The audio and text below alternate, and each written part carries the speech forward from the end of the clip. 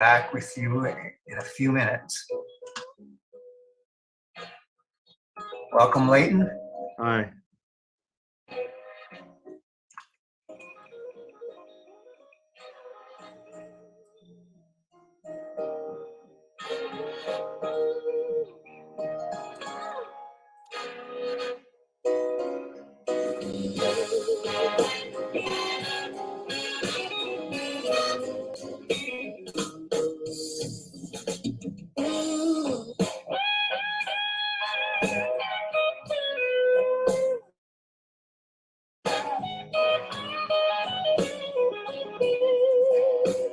Seven participants.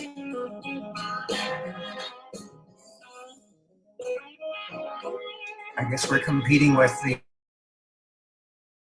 night, so our numbers will be down. Okay.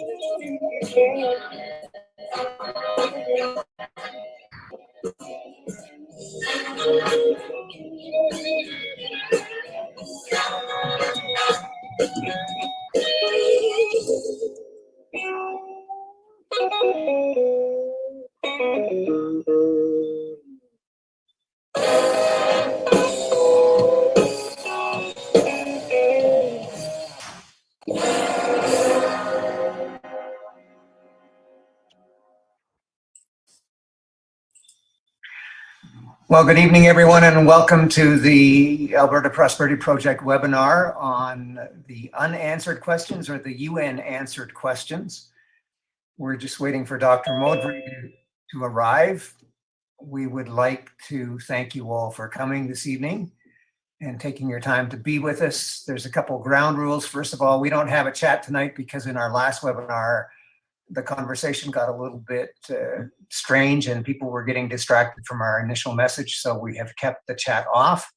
The question and answer feature is open and you're welcome to send your questions. We will try after to answer as many as possible. This webinar came about because a few weeks ago there was a post on YouTube that claimed that the Alberta Prosperity Project was a Trojan horse for the UN. Unfortunately, that was misinformation. The gentleman that produced that video took some things probably at face value rather than doing a little bit of research and reaching out directly to us. The APP is extremely transparent. If you have a question, you can send it to contact@albertaprosperity.com and we will answer or try to answer any questions or concerns that you have. We don't have anything to hide. We are trying to be above, well, as far as I know, we're above board with everything. We're trying not to be like the accusations that are hurled at the different political parties. We're trying to be as open and as transparent as possible. So please, if you have any questions or concerns, send them directly to us and we'll answer. There's no need for suppositions that lead to a great deal of angst from a number of members and other people. That certainly raised a lot of concerns. But we do thank the gentleman because it made us aware of something within our policy that needed to be clarified, and we have done so. Our guest speakers tonight are Mr. Leighton Gray and Dr. Dennis Modry. We're really happy to have both of them here tonight. Since we're still waiting for Dr. Modry, I'm going to maybe start with Leighton Gray. Leighton is a graduate of the U of Alberta. with distinction in both arts and law. We're extremely pleased to have him here tonight. Since 1995, his law firm has grown to 3 locations with 12 lawyers. That's a great accomplishment in my estimation. He has received many awards and distinctions for his work on behalf of the First Nations. So we feel that he is extremely qualified to be speaking on the UNDRIP. He's also a member of the Carry the Kettle First Nations band out of Saskatchewan. Recently, you may have seen him holding Dina Hinshaw's feet to the fire, and that's been a good thing. We're most appreciative of that work on behalf of all Albertans. And if you haven't seen his podcast, we highly recommend it. It's called Grey Matters. So here's Mr. Leighton Gray, and we're going to let him chat and give his ideas on the UN and UNDRIP as well. Leighton, happy to have you here. Thanks very much for that. I want to preface what I'm going to say just by telling people maybe a little bit about my own perspective on UNDRIP and on matters of Indigenous law and policy. So my family background is Canadian in the sense that I'm of mixed racial heritage. My great-grandfather was a chief of the Carry the Kettle band at St. Louis, Saskatchewan, a full-blooded Assiniboine Indian. He was a remarkable man. There are some incredible tales about him, not only in terms of his athletic prowess. He was one of the first Indians in Canada to attend university and to complete a university degree. He was one of the first Indian agents in Canada. And there's a legend that he was nearly court-martialed during the First World War because he stopped during a march back from the battlefield to help deliver a baby. A woman was having a baby in a ditch, and he was nearly court-martialed for that. He lived through, from the stories that have come through my grandmother, my father, lived through a period in Canadian history when the life of an Indian person was very different. There was on the books during his lifetime a case called Dry Bones, which actually prohibited a Native person from even drinking a beer while watching a hockey game or sitting on his front porch. But my great-grandfather believed in Canada, and he not only was proud of to be an Indian, he was proud to be a Canadian. And unlike the discourse that we have today, he didn't see a particular state of dissonance between those two things. In fact, he saw them as being one and the same. And I never knew that he felt any racism or any great sense of resentment towards the majority, the white majority in Canada, even though he was a leader of a First Nations community, and even though he endured or he was something of a pioneer in terms of attending university and as I said, working for government. In addition to working for government, he was also very involved in Indian residential schools. And this is a story that is not told enough, because we only ever hear the leftist narrative about Indian residential schools, that every single person who went to the schools were victimized. But in fact, if you look more deeply and look into the actual notes and data from the Sinclair Commission, the vast majority of the stories were positive. In fact, my great-grandfather was so positive about Indian residential schools that he put both of his daughters in one. My grandmother was raised in Brandon Residential School. Even though I spent many years, more than a decade, acting for people who had filed claims in the Indian residential school class action, which ultimately was settled and led to the Sinclair Commission, Truth and Reconciliation Commission, as it's now called. She never advanced a claim. In fact, my conversations with her about residential school was that she was grateful for the education that she received. She learned how to write. She was trained as a nurse so that she had a vocation. And she was, she had an overwhelming sense of gratitude. And so this is the background of the Indigenous heritage, which has descended to me, not one of resentment, but one of gratitude, one of pride, and patriotism. And what I was taught was that I should never be ashamed, ever. I could be ashamed of somebody else who behaves in a certain way, who happens to be an Indian, but I should never be ashamed to be an Indian or be somebody of Indigenous heritage.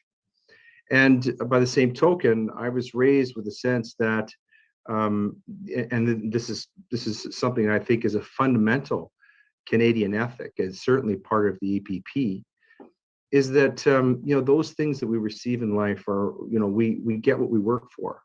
We're entitled to what we earn. We're not entitled to something that somebody else earned. And so as I progressed through my education, my high school and university, I was able to, fortunately, through my own hard work and through a great deal of luck and support of my family, I was able to achieve my dreams of becoming a lawyer. But I did it in the usual way. I never took advantage of affirmative action. And as I said, this is part of my upbringing. And so I wanted to explain this because it informs my worldview about the relationship between Indigenous peoples and the greater white population, specifically government.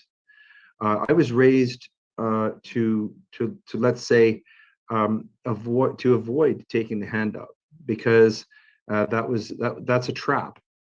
And my concern, having said all of this, my concern with UNDRIP is that it really, what it does is it perpetuates a system of slavery.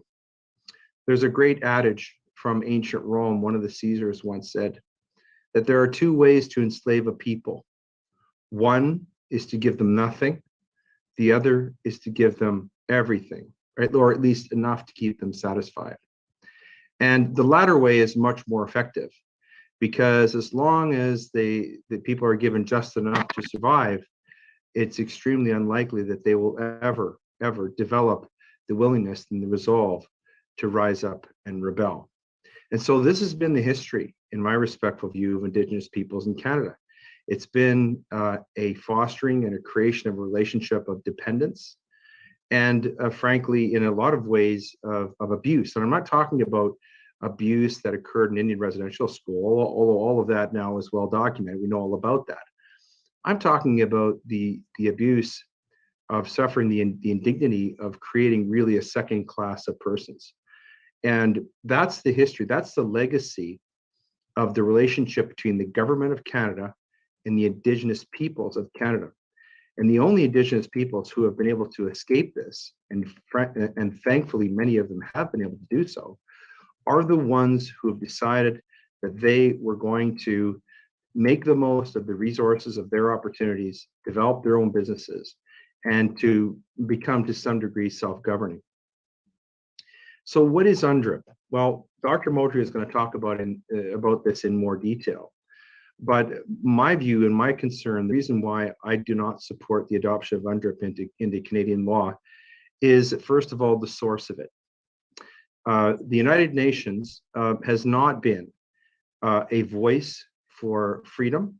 It has not been a voice of reason, and it has not been a source of information or law that has been consistent with the Canadian tradition of liberal democracy.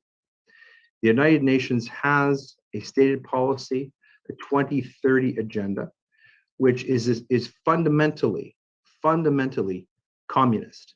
That is, you will own nothing and you'll be happy. The United Nations is populated by and governed by elites. The United Nations is so ethically corrupt that it actually permits China, the CCP, a country which, or the government of which I consider to be the 21st century Nazis, to have a seat on human rights tribunals. This is obscene, it's ridiculous, and it's heinous. And so we must ask the question, if this is the source of UNDRIP, and the UN in UNDRIP is the United Nations, if this is the source of that information, why would we want this as part of the APP? The APP has an extraordinary opportunity, the opportunity to create a new state, to make the very best form of government that has ever existed in the history of mankind. We have the ability to pick and choose the best parts of every constitution that's ever existed. The American Constitution, our own, the Swiss, the British, a number of others, even from ancient societies, ancient Greece, ancient Rome. There's aspects of those civilizations that we can adopt and make part of our Constitution. Why would we want to bind ourselves and bring and adopt into law a program, a source of law, which is totally inconsistent with what the APP stands for, and frankly is inconsistent with our history of liberal democracy? So that's one part of the source, why I'm in favor of rejecting it. Secondly, the Liberal government in Ottawa, which has essentially declared war on Alberta, and indeed has declared war on every single Canadian, especially Indigenous Canadians. They are right now trying to, and they're in the process of bringing UNDRIP into Canadian law. That alone, to my mind, is very, very persuasive evidence that we perhaps need no other reason than that to reject UNDRIP, that the Liberal government wants to bring this into Canadian law. Now, some of the criticism, and I know Dr. Modry is going to address this in more detail, some of the criticism that's been leveled at the APP about something of a Trojan horse, trying to bring into Alberta, into Canada, this United Nations agenda, to some degree is accurate, but it's completely misplaced. It's not the APP that's bringing the UNDRIP into Canada. It's the federal government. It's the Canadian government is in the process of doing it. The APP has listened. Originally, you will hear that it was part of our policy. However, one of the distinct parts about the APP is that we listen and we respond and we seek input, we seek knowledge, we seek information, and we're prepared to go back and review different aspects of our policy. I have to say, I've been very, very impressed with the yeoman work of our chairman, Dr. Modry. He's shown great courage in doing this. He's not afraid to answer the questions, and more importantly, he's not afraid to go back and say, you know what, we had this idea, we thought it was good at the time, but we've reconsidered it, and you know what, there's a better way of doing things. We've heard you, we've listened to you. So I would say those two things, that the fact that those sources, the sources of UNDRIP alone are enough to me, frankly, to make me revile from UNDRIP. But I want to say one thing more, and that is there are a great deal of problems with UNDRIP. I'm going to highlight a couple, and I know Dr. Modry is going to go into more detail in terms of them because we've discussed them. One is the UNDRIP, the wording of UNDRIP, and I'm speaking as a lawyer here, is rather vague. It's not clear what UNDRIP is precisely designed to do. And that's dangerous because it talks about, it's playing with dynamite. It talks about sovereignty. It talks about setting up a system or a power of governance that would rival, so we would have two rival states existing under one roof. And there's the old saying in the in the Bible about the divided house shall not stand. That is of great concern. What the APP is proposing is, rather than adopt the UNDRIP, is perhaps incorporate some parts of it that are desirable in a new and sovereign and free Alberta, and leave out the rest. And more importantly, we're committed to creating a new policy. One of the fundamental tenets of our 10-point vision is for Indigenous peoples to have a seat at the table and to be full partners in the new Alberta. And as part of that, we want to listen to them rather than adopt something that's coming from China or from Europe or from the UN or from Ottawa. We want to listen to Indigenous peoples. We want to listen to the stakeholders, the people who are our friends and neighbors, who have an interest in Alberta, in making Alberta great and prosperous. We want to listen to them, and we want to develop our own policy, a made in Alberta policy that works for Albertans. We don't need to adopt a policy on Indigenous peoples that was created based upon people who live in New Zealand or Australia or Aborigines living in a jungle somewhere or in South America. We understand, we have a history with our Indigenous peoples here in Canada, in Alberta. We understand them, we respect them. They're our friends, they're our neighbors, they are our comrades. And we are marching together out of Canada, and we're creating a new Alberta with them, hand in hand, jointly. And that's a much better approach than adopting something a made in the United Nations, made in China, or made in Ottawa solution. And so those are the things that I wanted to say tonight about UNDRIP. And hopefully this will allay some of the concerns. And again, I want to stress that I'm coming from just like from everyone else, I'm coming from a particular worldview. There are going to be people who disagree with my approach to this, and they're entitled to do that. What I promise to do is I promise to listen to you, and I promise to hear your concerns. And I know Dr. Modry feels exactly the same way. But what the APP is committed to, it's my understanding based upon the policy that I've read that Dr. Modry is going to go through tonight.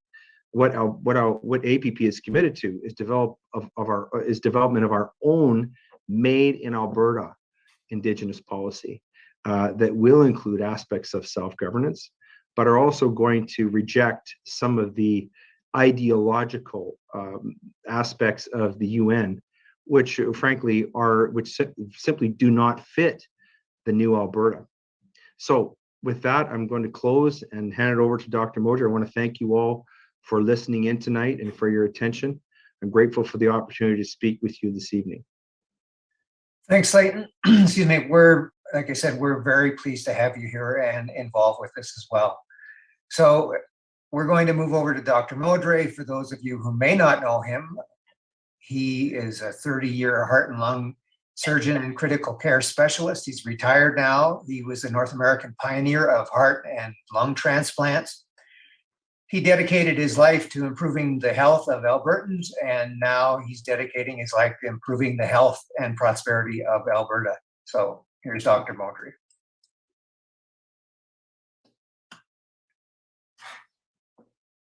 Go ahead, Dennis. Okay. Can you hear me okay, David? Yes, sir. Oh, great. Well, first of all, I want to say how grateful we are on behalf of the Alberta Prosperity Project to have this opportunity to address UNDRIP, and I'm very grateful for Leighton's comments as an individual who's First Nations and as a constitutional lawyer. So I'm going to start off this way, and I want to say to everybody that those of us who are involved with the Alberta Prosperity Project take transparency, honesty, and the dissemination of factual educational material as key to our integrity. And this is why what is reflected on our website is our proposed policies, governance, bylaws, and our responses to frequently asked questions, so that they're open to scrutiny by the public.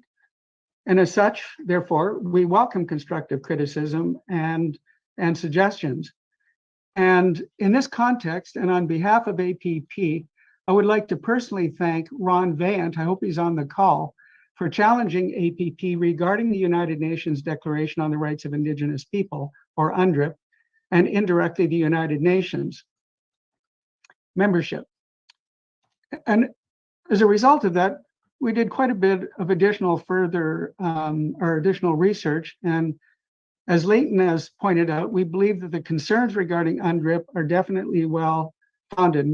We have revised Section 6 of the Indigenous people in our proposed policy and governance document, which is posted on our website, by eliminating any reference to UNDRIP. And it also removes any implication whatsoever that APP supports membership in the UN. And some of what I'm going to say is a little bit repetitive to what Leighton has said, but here goes. So historically, international recognition of new nations has generally been felt to be necessary in order for constructive relations to occur between nations, including trade. Originally, we felt that UN membership and UNDRIP were important considerations to ensure Indigenous buy-in for Alberta independence and subsequent international recognition of the new sovereign constitutional republic of Alberta.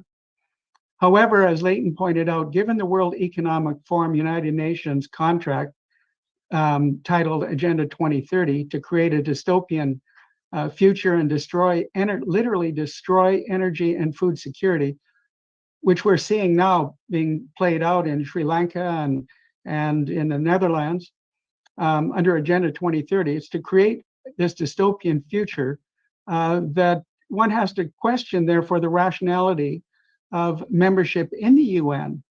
It really is incomprehensible to think about what is going on, and as well as the difficulty that UNDRIP would impose on a sovereign Alberta, particularly for the economic well-being of the Indigenous people.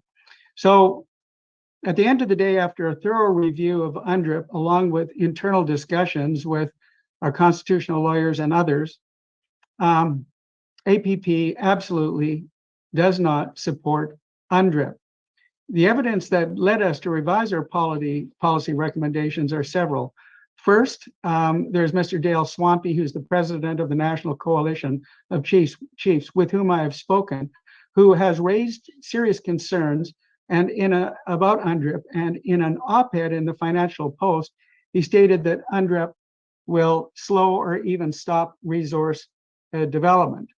Second, Mr. Stephen Buffalo, who's the president and CEO of the Indian Resource Council of Canada, representing 150 First Nations, has stated that the Indigenous economies will suffer grievous harm if Ottawa adopts UNDRIP. And third, the joint statement by the First Nations LNG Alliance, the Indian Resource Network, and the Indian Resource Council of Canada from February 21 states that Bill C-15 and UNDRIP will be used as a legal strategy to delay and stymie resource development projects by groups that oppose extractive and other resource projects under any circumstances, even those where Indigenous regions are overwhelmingly in favor. So it's now clear that the Indigenous people were not even sufficiently consulted in Canada before Bill C-15 was passed into law. And unsurprisingly, opposition to UNDRIP and Bill C-15 by the National LNG Alliance, the National Coalition of Chiefs, or the Indian Resource Council of Canada was ignored, as the federal government continues to be controlled by the UN WEF Agenda 2030, which impacts negatively the Indigenous population as well as the rest of the country. And sadly, in its current form, Bill C-15 and UNDRIP will perpetuate, and Leighton has touched on this, will perpetuate the pervasive culture of dependency that is prevalent in the Indigenous communities and prevent them from benefiting from their own efforts, especially from resource development, which we all need and want.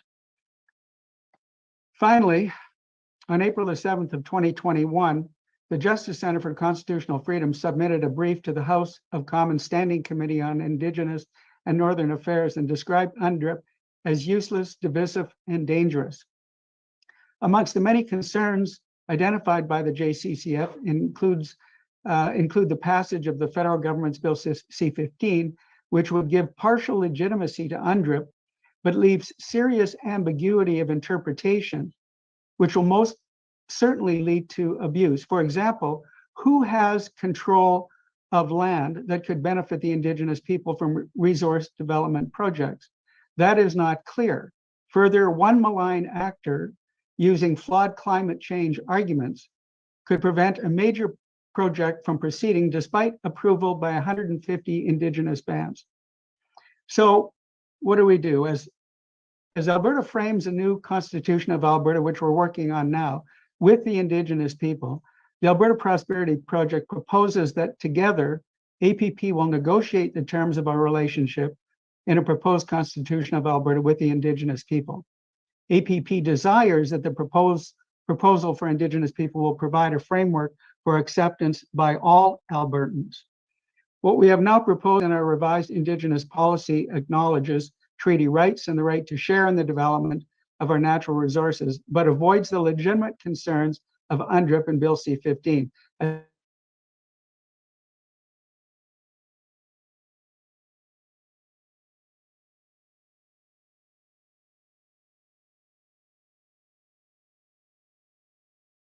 The discussion has appropriately begun.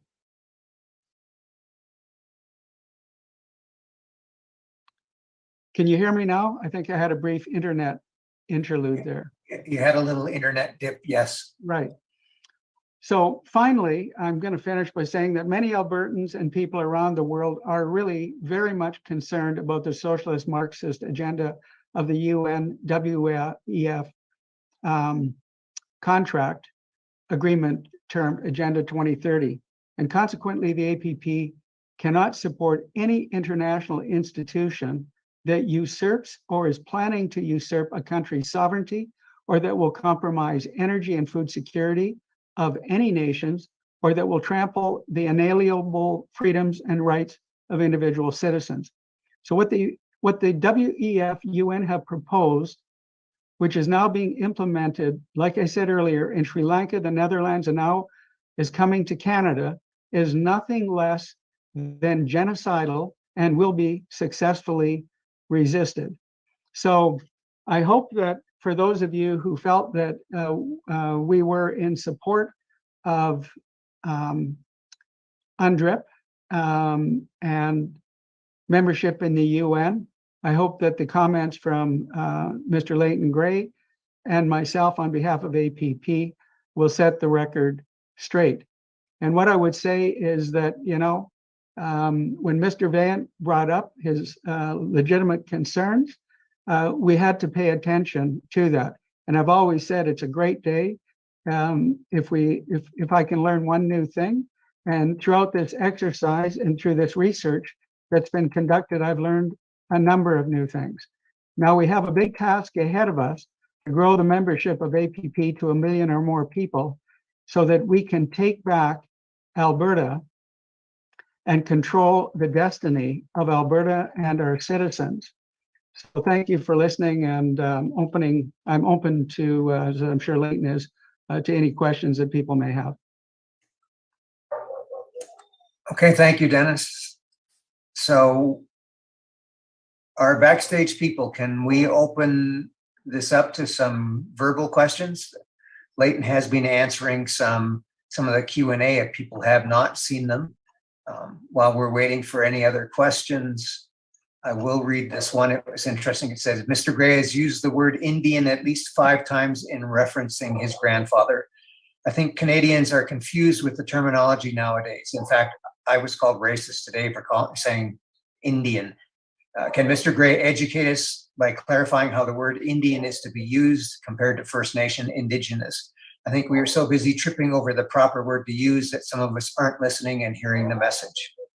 And Leighton replied, the word Indian comes from the specific wording of the Indian Act, which is the oldest federal statute. The card that he carries as a status Indian does not say Aboriginal, Indigenous, First Nation, Métis, Inuit, or otherwise. The word Indian has a very specific legal and historical meaning in Canada, unlike Aboriginal, which is foreign, Indigenous, vague, or First Nations, which means precisely what? Sadly, the left likes to constantly change these words in order to confuse us. No one I know is offended by being referred to as an Indian, and we do not refer to each other as Indigenous, and certainly not Aboriginal. So that's directly from Leighton. Okay. I would just add the comment that the Stephen Buffalo, just to remind everybody, who leads an organization with 150 bands involved, or 150 First Nations in Canada involved.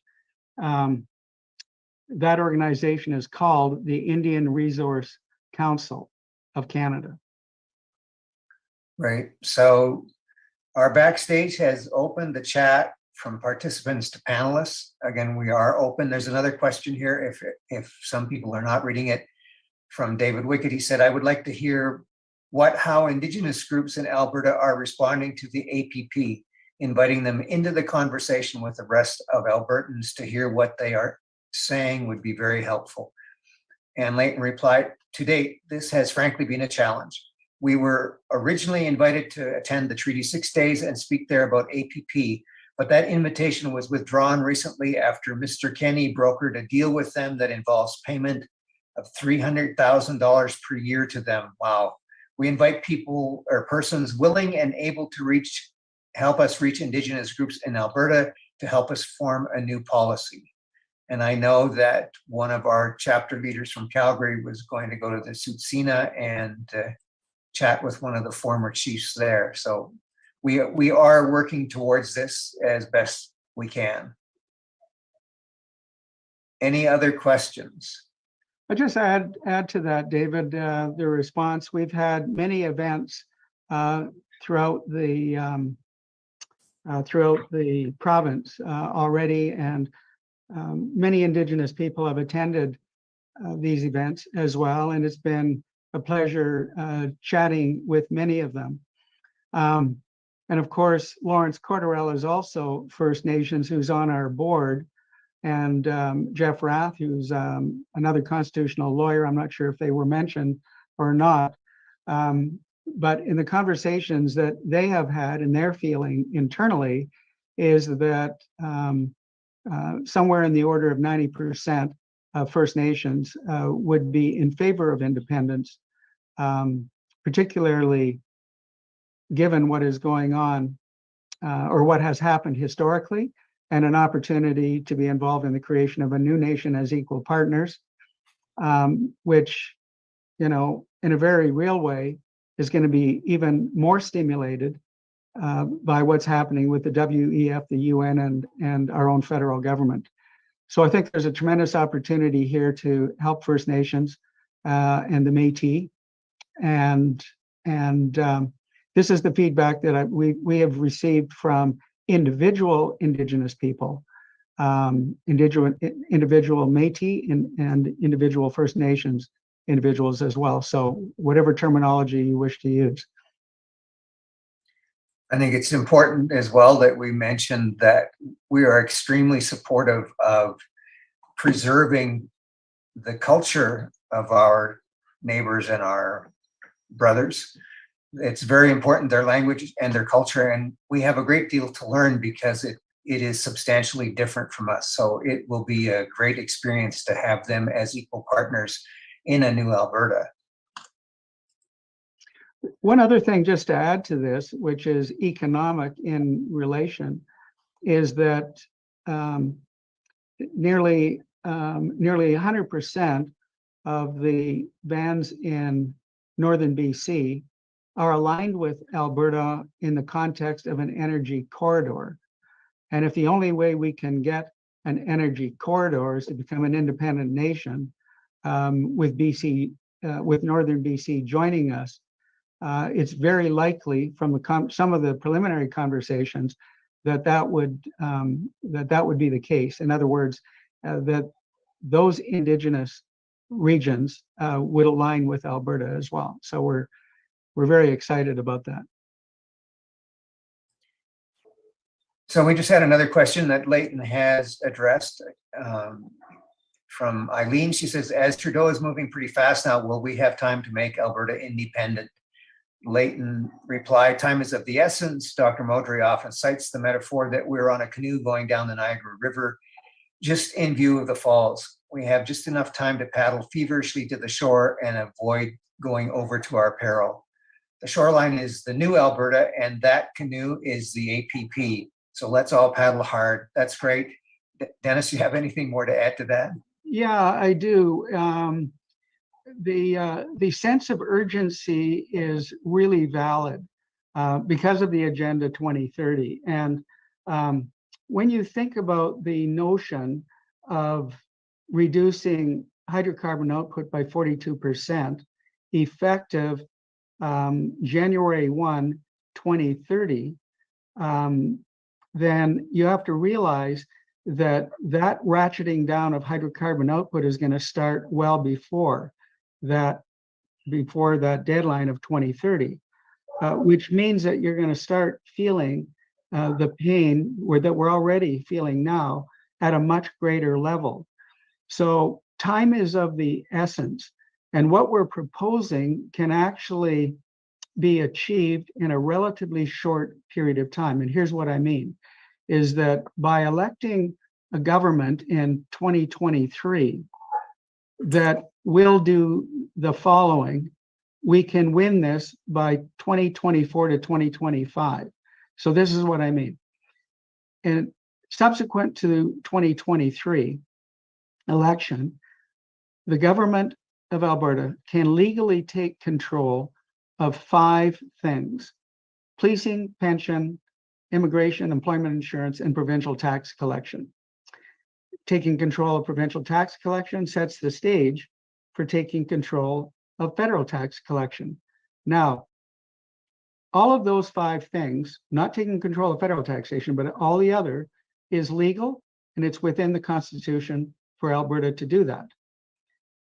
Second, at the same time, between 2023 and 18 to 24 months subsequently, the provincial government also needs to try and negotiate an end to equalization, needs to try and negotiate taking control of federal taxation, needs to try and take control of ending the carbon tax.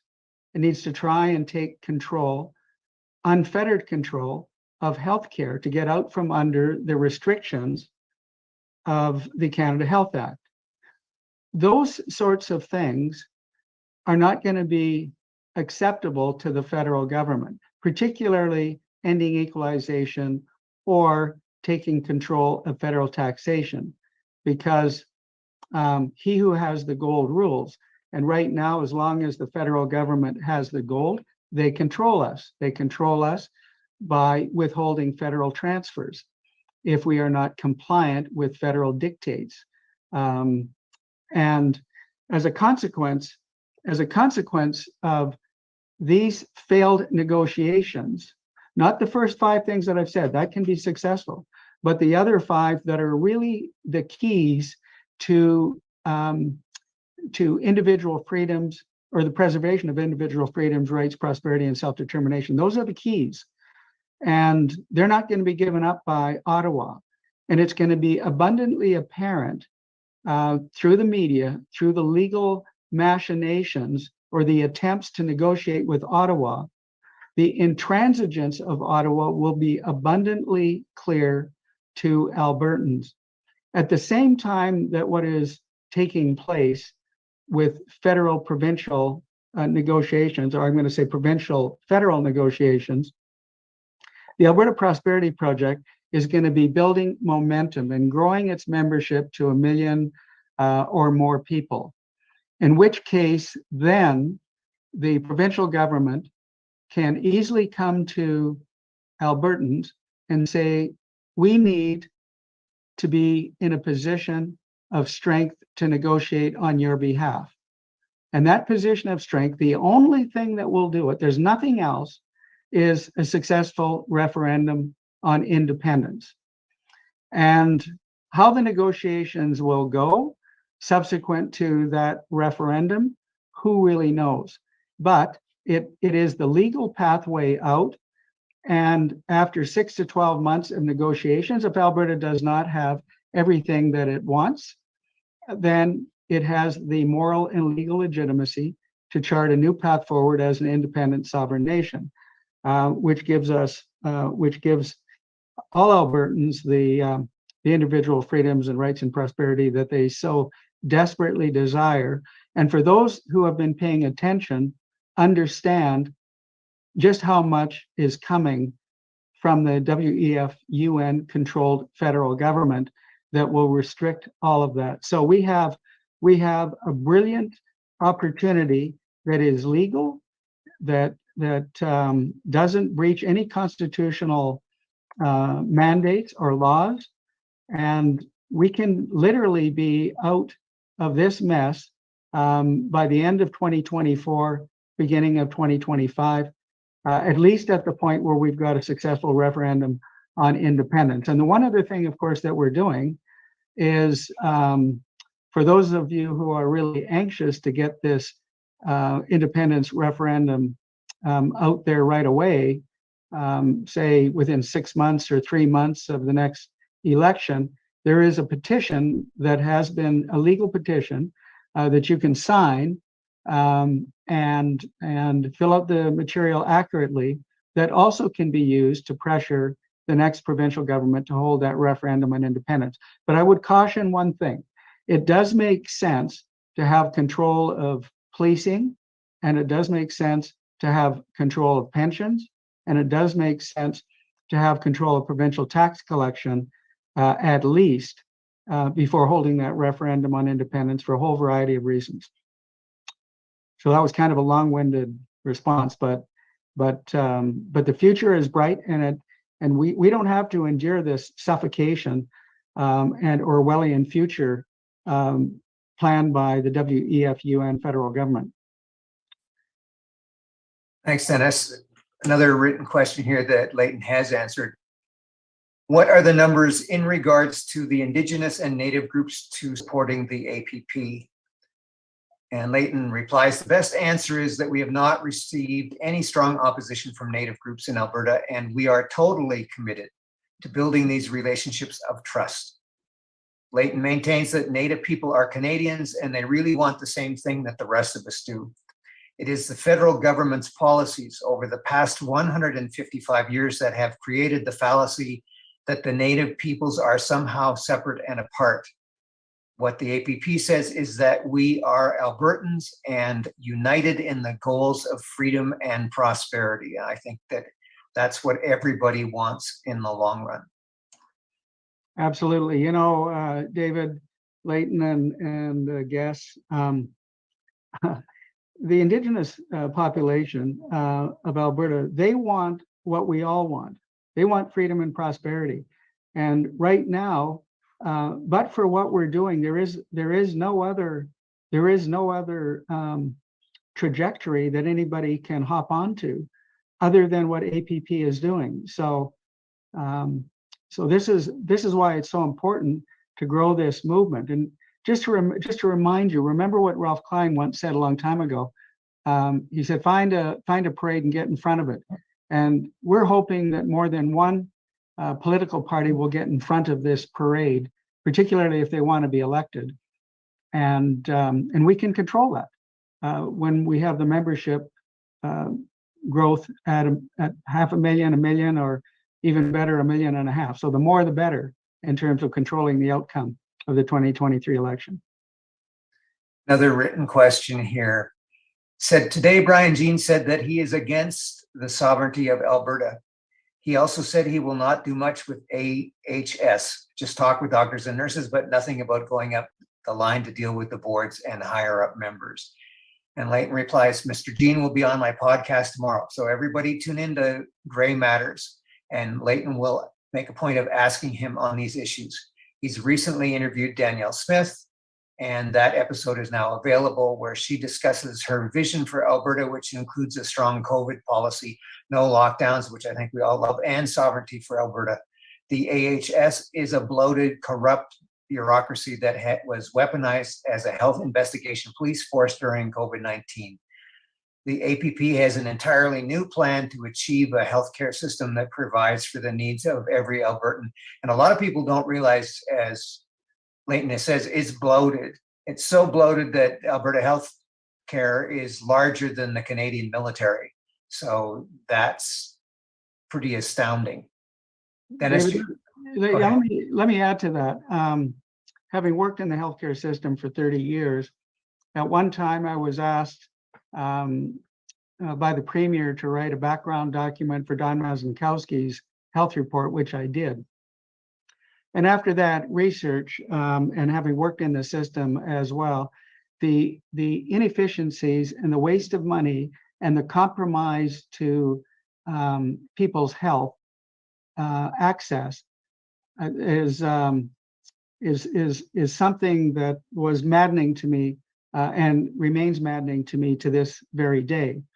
In November of this past year, there was an international study looking at healthcare systems around the world. And the Canadian healthcare system, not just AHS, but AHS may be amongst the worst. The Canadian healthcare system functions in the lowest quartile of quality at the highest quartile of cost. So when you just understand that, and if you yourself or you have a family member or a friend who has waited months or years for surgery or to access diagnostic studies, you understand how poor this system is.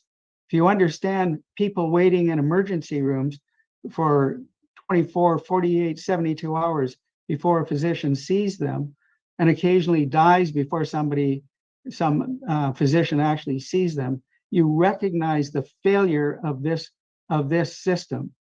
And the reality and the truth is one size does not fit all. One of the most egregious mistakes that Alberta Health Services made was to consolidate all of the administration in one area at a time when there were regional health authorities. At least the people responsible for those regions understood the needs of those regions and could respond and advocate for them. Now there's just a central bureaucracy that's bloated that dismisses the concerns of the various regions in the province. And if you just think about the way government operates, if you believe in competition for one thing, then when one region is performing well, that can be instructive to another region. Similarly, well, I think that's the key thing that I wanted to make. I think that there's so much opportunity to fix Alberta Health Services. In fact, a while ago, I wrote a paper entitled "Medicare is Killing Us: Reengineering the Canadian Healthcare System," which even goes beyond what Don Mazankowski's report was. But here's something important to understand, just to show you how government has not listened. Even Don Mazankowski's health report, the majority of the recommendations have not been implemented. What does that tell you about government inaction? Many of these MLAs and MLA candidates talk a good story, but when it comes to actually making something happen, they just don't get it done. So any case, for me, I'm particularly angry with Alberta Health Services, not for any personal reason, but because of the way the system has treated the very people that they were entrusted to look after, and they have failed dismally. In any case, I don't know if I could say it any stronger without using more colorful language. Thanks, Dennis. This is a great question from an anonymous attendee. I worry that this WEF Agenda 2030 is going forward throughout the world. If this is the case, how will little old Alberta resist this by itself as an independent nation? And Leighton replied, the first step is to secure our sovereignty. That is our best chance to protect ourselves from these hateful, destructive, and even genocidal ideologies. The one great security that we will have is wealth, and that presents great opportunities to shield ourselves from globalist threats to our sovereignty. And we also have the initiative and the hardworking Albertans to back that when they're given free rein to do so. Dennis? Yeah, I'd add to that, and I'd say, for one thing, in terms of protection, securing our borders with our own police force and security forces and our own military is going to be something that's important. But you have to understand that there are, if you take the Netherlands and you look at the farmers and the thousands and millions of people that are supporting the farmers as well, there are regions also around the world that want exactly what we want. They will support us We don't need a woke United Nations to ram down our throats their socialist Marxist agenda. So I feel very, very confident that there will be many other regions in the world that will not only support us, but will trade with us. And when you look even in the US with, people like Governor Ron DeSantis,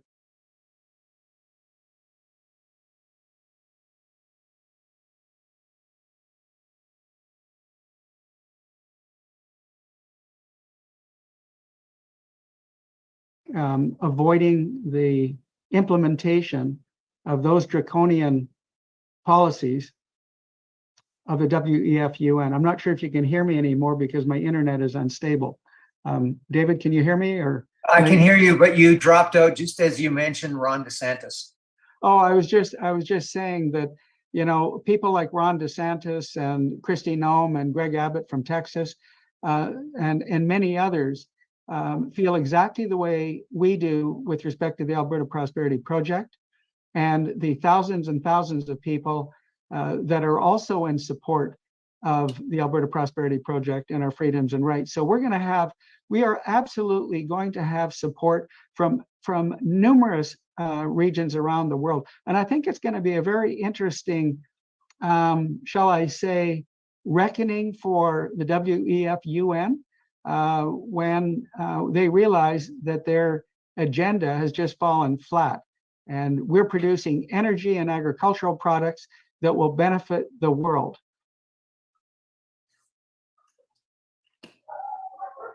That's my feeling. So here's a question that came through on chat. Happy to hear APP does not support UNDRIP. I'm new to politics and was concerned when I first heard Max Bernier state that the PPC would not be part of the UN. I had thought every country was part of the UN. This is a huge paradigm shift for our generations. And then in capitals, do we need this referendum question to happen once the new UCP leader is determined, or does the referendum take place at a federal level? And Dennis, you addressed part of this before. I'll let you finish. Sure. So for one thing, APP is agnostic as to which political party gets in front of our movement. With respect to UCP leadership, again, we're agnostic as to which leader is selected to become the leader of the UCP. And as I said earlier, we can force a referendum on independence through a petition, regardless of who the leader is of the UCP, or regardless of which government is in power. But the referendum itself is a referendum unique to Alberta. And it's not a referendum that is conducted by the federal government or any other province. This is an Alberta-based referendum. And one of the things I would suggest in terms of new legislation for the next government would be a referendum act that compels the government to call a referendum, for example, at any time in which it feels a referendum is necessary in order to have negotiating power with the federal government. But having said that, don't forget that referendum on independence is simply it simply gives Alberta the moral and legal legitimacy to chart a new path forward. So negotiations really are about leaving Canada at that particular point. Could something dramatic occur and Alberta remain in Confederation?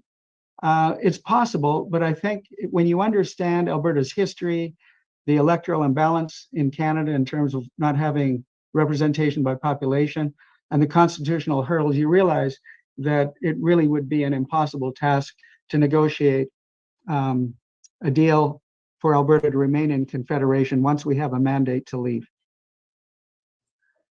So another question here. It said to put the plans of the APP in a different context, is the path forward similar to Britain's path to withdrawing from the EU?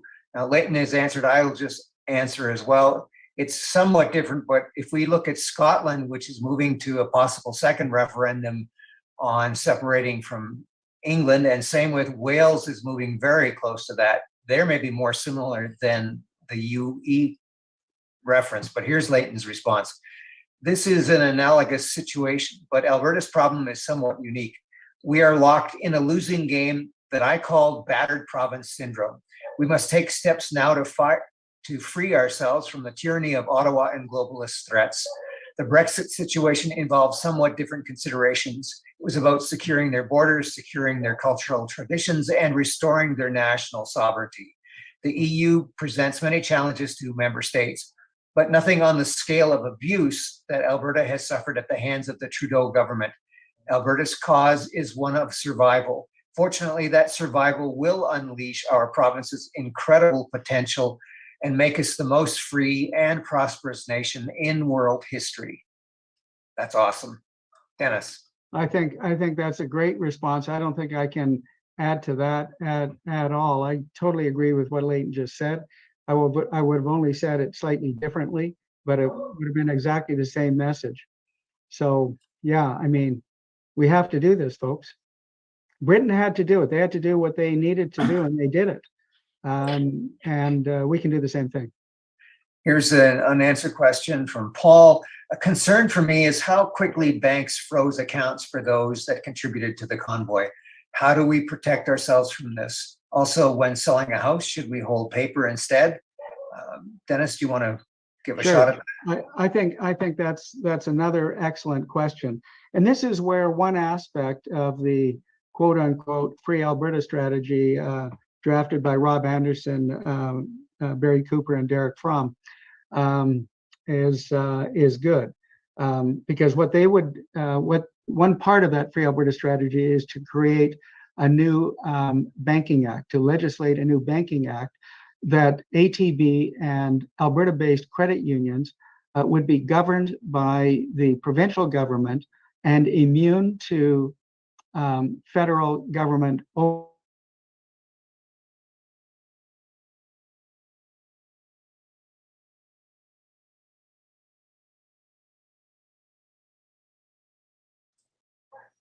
a very important point, and that is the issue of the sorry, I think I've lost my internet again. Can you hear me again?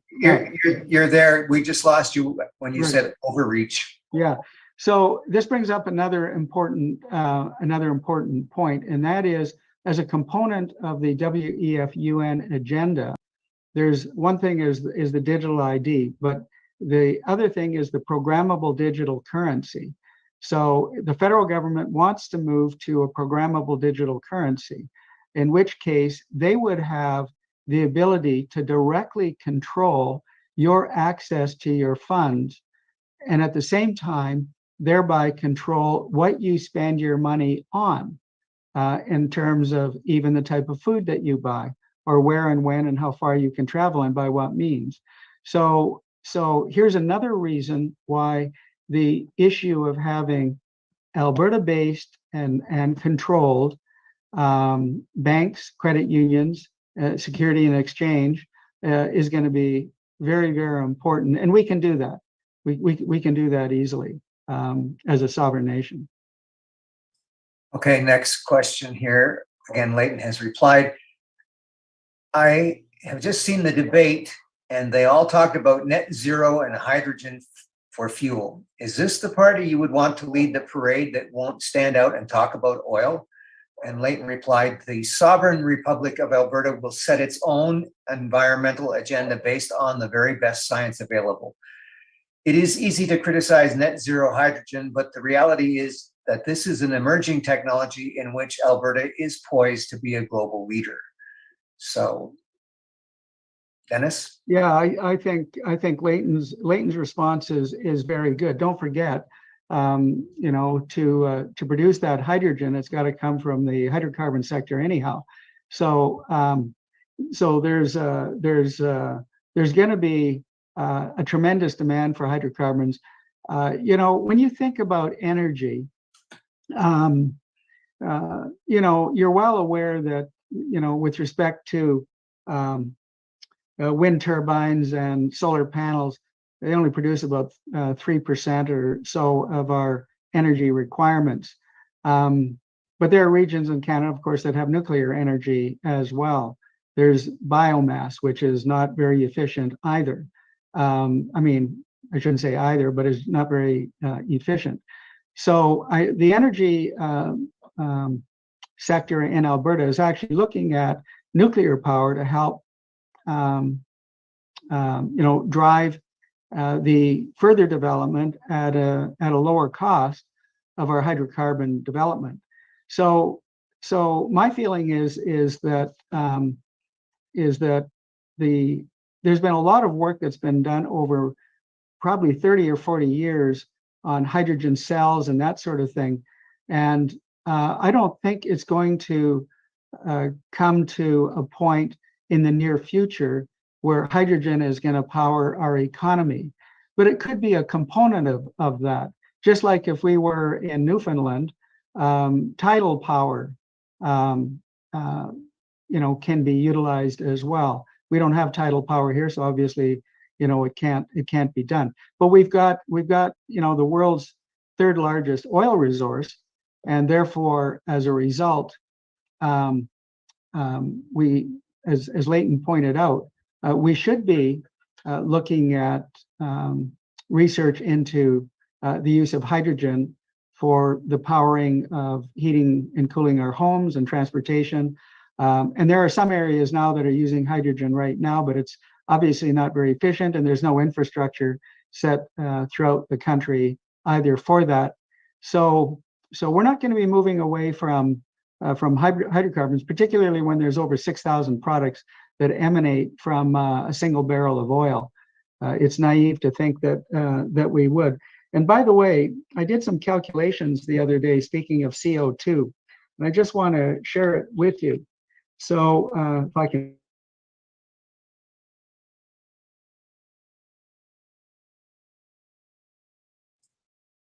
You've dropped off again, Dennis.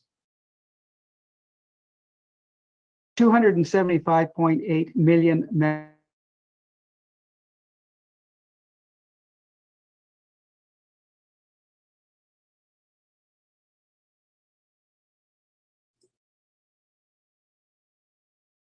Just- 082.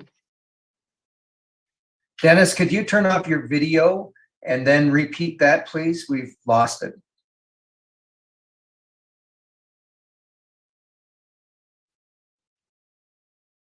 Can you hear me again? Yes, but shut off your video so that you don't take up so much bandwidth. Yeah. It is off, yeah. Okay. So where did I get to, David? We missed pretty much the whole shooting Okay. match. Well, I was just going to talk. I wanted to make a comment about CO2, which a lot of people don't really understand. So I did some research the other day, and I discovered that in Alberta, we produce 275.8 million metric tons of CO2. That seems like a lot, but the world produces 33,621.5 million metric tons of CO2. What that means is we produce 0.0082 of the world CO2 emissions. It's not even a blip on the scale of the amount of CO2 that is produced. So this federal government wants to gut our industry when we are producing a negligible amount of CO2, that all of it is picked up by our boreal forest as our carbon sink, our boreal forest, our agricultural lands, and our muskeg. And therefore, we could probably be producing 10 to 20 times the amount of CO2 that we're producing and still be carbon negative in this country. But this is not being recognized by this ridiculous federal government, which is another reason why we have to get out of Dodge. Anyhow. That's great. Thanks, Dennis. So I don't see any other questions here. I'd like to open the floor back up to Leighton, if he'd like to summarize any thoughts that he has for this evening.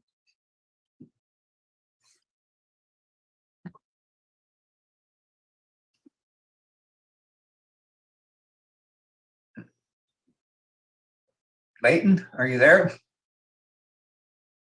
There I we was, are. I shut off my, I muted myself because I was typing. I didn't want to be clicking and clacking while Okay. Dr. Modry was speaking. Let me just get my video going here again. Can everybody see me now? Yes. Okay, great. I can't add a great deal to what Dr. Modry has said. We've done our best to answer the many excellent questions. I'm always so impressed in participating not only in these Zoom meetings, but also in the in-person APP meetings by the quality of the questions that come forward from people. I won't say I'm astonished, but I'm very pleased when I hear from people and you see the sincerity and the intelligence of everyday Albertans who are really thinking about these things, and they understand that there's a serious problem and that it's a time and a place for change. I think we all understand this, and I think what the APP does, and the reason why I've sort of joined forces this, and I'm grateful that I've been able to become part of the parade, if not one of its leaders, is that it unites people. It unites people. It brings people together, and of course, this goes against the whole tide that our federal government is perpetuating. Everything about this government from the very beginning, from 2015 on, has been division, division, division. Tear us apart over political beliefs, religious beliefs, economic situations, regional disparities, income disparities, gender disparities. Everything is all about difference. The great thing about the APP is it unites Canadians, it unites Albertans around two basic principles, and that's freedom and prosperity. If you understand the importance of freedom, if you love freedom, you love prosperity, then you love the APP. You want the APP. This is the answer for Alberta. And I guess I just want to say I'm very grateful for the people who tune in and who ask all these wonderful questions. This is exactly the work that we need to do. We need to answer your questions. We need to be accessible in the way that politicians are not. And we want to answer these questions. We want to get the word out. We want people to understand what APP is all about. We're not a separatist movement. We're an independence movement. We're a freedom movement. We're a prosperity movement. We're about a vision for Alberta that is new and it's exciting, and it's not corrupted by all of the nonsense that we're bombarded with every single day by these tyrants in Ottawa.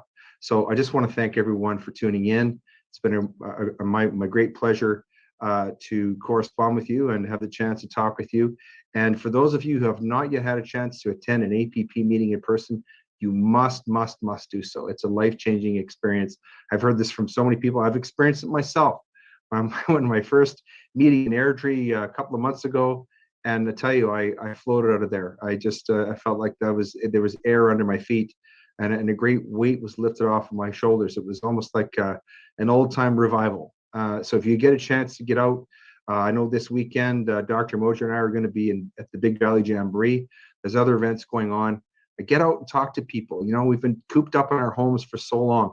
It's wonderful just to get out there and shake a hand, have a cup of coffee, and talk with people and share a fellowship. And that's what APP is all about too. Thank you very much. Thank you, Leighton. Dennis, do you have any final words? Yeah, agree with what Leighton had to say. I want to start off just these closing comments by saying, once again, I am so grateful that Ron Vaillant raised the issue of UNDRIP with us, because that compelled a deep dive into re-examining that whole issue, which is the genesis of this particular discussion this evening. I also want to make note in the chat that from Barbara Rempel that she makes reference to Patrick Moore, that we do not want to drop our CO2. And the reason for that is because CO2 is plant food, for one thing. And the higher the levels of CO2, the greater the plant production. that occurs. There's another comment with respect to membership, and I want to comment on that as well. Even though we've started only about 5 months ago and we're at about 8,000 members, we have nearly 500,000 people following us on social media. In addition to that, we've now set up 137 educational chapters throughout the province, and I think another 20 or so are in the wings to be set up, with a goal to set up about 300 of them. And each one of these chapters has the educational material, video material, print material, rack cards, etc., that they need to help educate people in those regions. We have a tremendous number of events coming up. We've just a couple of weeks ago, we engaged with Rebel News. For those of you who follow Rebel News, you'll see that there are advertisements there. We write editorials that are published in the Western Standard, and we'll be finalizing a contract with Western Standard the week after next. And so it's a very exciting time for us. And of course, paid social media, digital billboard advertising, Touch Broadcasting Canada are all coming. And we expect very much to hit an inflection point, like a hockey stick, where growth is going to become exponential. But it is very important for those of you who are on this call to get your friends and colleagues to look at what's going on with the WEF and the United Nations, the World Economic Forum, United Nations Agenda 2030, and ask yourself, is this the future that you want for yourself and your children? Because I tell you, this is there's almost words that escape me, but it's unconscionable. And for someone like myself, who has spent a career trying to keep people alive and improve their quality of life, what's coming with the WEF UN Agenda 2030 will do exactly the opposite, but at a scale that has never been thought of before. So when they say we want a population of 1.5 billion to 2 billion people, believe it, because we're at 9 billion now. So where's the rest going to go? Well, they've stated very clearly, we need to get rid of billions of people. They will find peace in the grave. How does that make you feel? So APP will be one of the spears that will burst this socialist Marxist bubble that's enveloping society. But there are other spears out there, and where they come from, it's like I touched on earlier, they're going to come from different regions all over the world, because people in many areas of the world will not stand for this. And where they have the ability to stand up, fight back, and take control of their destinations, they will do so. And we will do the same thing, and we'll be an example for them how to do it. Great. Well, many thanks to you, Leighton. We really appreciate your involvement with APP. Dennis, as always, as CEO and leading the charge, thank you both for being here tonight and answering the questions. I thank everyone who's been on this call. We've had a few people drop off, but basically we appreciate everyone being interested. As I mentioned at the beginning of this podcast or this webinar, that if you have any questions, we will do our best to answer them. You can address them to contact@albertaprosperity.com, and one of us will get back to you with a response. So thank you all. We'll say good night, and we will be posting this webinar on our social media networks as well. Thank you all. Good night. Good night. Recording stopped.